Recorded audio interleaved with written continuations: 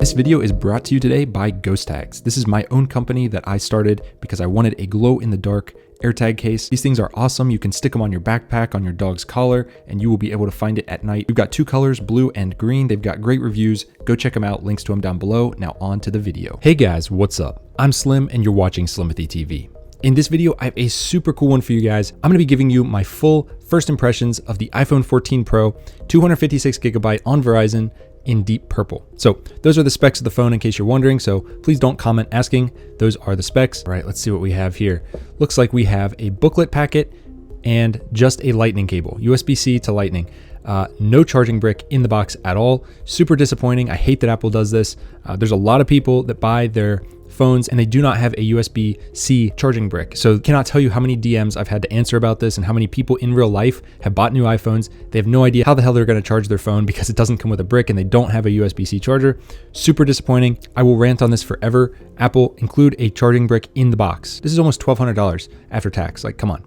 Anyways, no phone in the box because I have already been using it. Here it is. As you can see, that always on display coming on. Here is the iPhone 14 Pro in deep purple. Look at that color. This is by far the best color of the bunch. I have the gold iPhone 13 Pro, as you guys know, and that is stunning as well.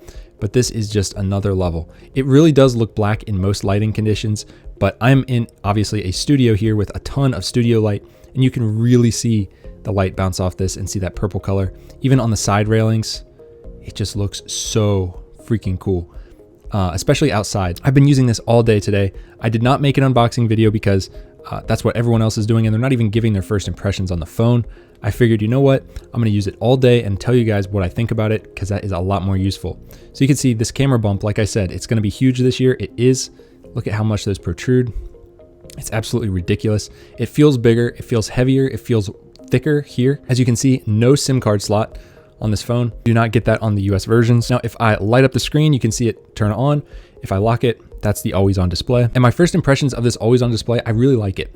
I was afraid it would be too bright and just kind of distracting, but it's really not that bad. I like to be able to see the weather and the time very easily at a glance. This dynamic island is cool. It's not as cool as I thought it would be.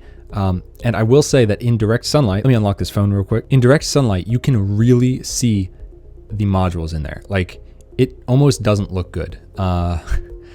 I don't know how much it's going to bother me, but especially outside, you can really see where the camera and the Face ID cutout are. Somehow with the notch, they put some layer of coating on it and you couldn't really see in there quite as well like in direct sunlight outside. But with this, it's very noticeable. I took this on a 4-mile walk earlier today and just kept looking at it in different lighting conditions as the sun was setting. The color looks great.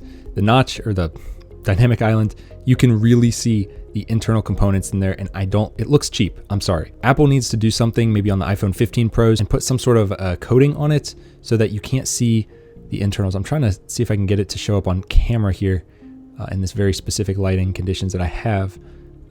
But yeah, it's just annoying. Other than that, it's just like the iPhone 13 Pro. There's not a bunch of difference. If you're on the fence about buying this over the iPhone 13 Pro, depending on the cost savings, just go with the 13 Pro. It's really not that much of a difference so far. I mean, obviously you get the crash detection and the satellite features, but if you already have a 13 Pro and you're on the fence, just keep your 13 Pro, save your money for next year. It's really not that big of a difference. The 13 Pro is a beast. Now the dynamic island is really cool. So let's go ahead and just start a screen recording and I'll show you guys kind of what it does there. So it expands and becomes kind of a control center for that. So I can actually stop the screen recording right from here. And, you know, it's just a lot less obtrusive than the old notification style. Those kind of sucked. This looks smoother and it just feels more natural. I still had a 20% battery pop up in the middle of my phone. I was told that that was going to be in the notch or in the dynamic island, but I guess it's not. I was really looking forward to not having that pop up in the middle of the screen. So like I said, it feels bigger. This feels wider right here. It may or may not be. I forget the specs, to be honest with you. It's a little heavier, I think. It just feels more substantial. And so if you're thinking about getting the Pro Max this year and you thought maybe last year it was a little bit too big, I would definitely recommend going into an Apple store. They have them out now, so you can go try them out in the store and just feel it first because things are enormous. Those Pro Maxes are just huge. And the Plus phone, but look at that deep purple. I want you guys to get a good look at how it is. I do very minimal color correction on these videos, so what you're seeing here is probably pretty close to real life. It looks black in most lights, but then when the light hits it just right, you can see that pop of purple. It's like a grape, like a deep grape purple. It's really cool. So that's pretty much all I've noticed so far. The three things: the always on display, not having a notch and having the dynamic island, and then the new color. That's really all I've noticed. I tried out the camera. It's really good. Nothing that blows me out of the water from the iPhone 13 Pro. I'm gonna have to test out the 48 megapixel mode. I've been using just the regular stock 48, but then it bins it down to 12 on this one. So overall impressions, it's an awesome phone, super fast as expected. It's got some cool new features. If you have a 13 Pro, it's probably not worth it for you. If you have less than a 13 Pro, you might want to consider picking this up, especially if you can get a good trade-in value for your current phone. So that's all I got for this one, guys. I just wanted to give you my first impressions of this phone. The color is awesome. The dynamic island is cool. It's not the best thing ever. The always on display is actually nicer than I thought it would be. So that's all I got. If you liked the video, hit it with a big thumbs up and subscribe, and I'll see you guys in the next one. Peace.